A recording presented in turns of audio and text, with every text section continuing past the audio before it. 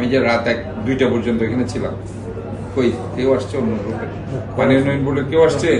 যেটা বাজেট দরকার সেটা আমরা দিব, কারণ আমাদের প্রথম হচ্ছে আমরা মানুষ প্রথম, বাকিগুলো পরে দেখা যাবে। কিন্তু আমাদেরকে আর কোনো যাতে মায়ের বুক খালি না হয়, কোনো ক্যাজুয়ালিটি না। আমরা চাচ্ছি যে আমাদের যেসব স্ল্যাব ওপেন আছে, নালা বা ম্যানহোলের ডাঙ্গা নাই, নালা বা খালের পাশে আনঅ্যাটেন্ডেড রয়ে গেছে, কোনো ধরনের প্রোটেকশন নাই, এই ধরনের এই তথ্যগুলো যারা যার যার জোন থেকে যার যার এরিয়া থেকে তারা আমাদেরকে একটা তথ্য 24/4 মধ্যে আগামী 10 দিনের মধ্যে আমাদের কাছে সরবরাহ করবে। এই ধরনের আমি একটা চিঠি ইস্যু করেছি।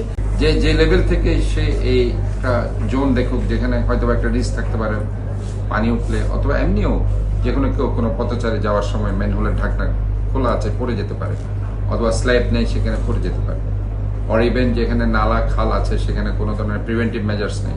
কাজে এটা আমাদের নিজস্ব দায়িত্ব থেকে আমার মনে হয় should inform the city corporation or the chief engineer or even the CCO. আমি যে রাত 1-2টা পর্যন্ত এখানে ছিলাম, কই কেউ আসছে অন্য গ্রুপে? পানি উন্নয়ন বোর্ডে কেউ আসছে নাকি ওয়াসার কেউ আসছে না সিডিএর কেউ আসছে? আর্মির যিনি দায়িত্ব আছেন উনি একবার আসছিল কিছুক্ষণ। কাজে দিন শেষে আমাদের থাকতে হবে, দিন শেষে সিটি কর্পোরেশনকে থাকতে হবে।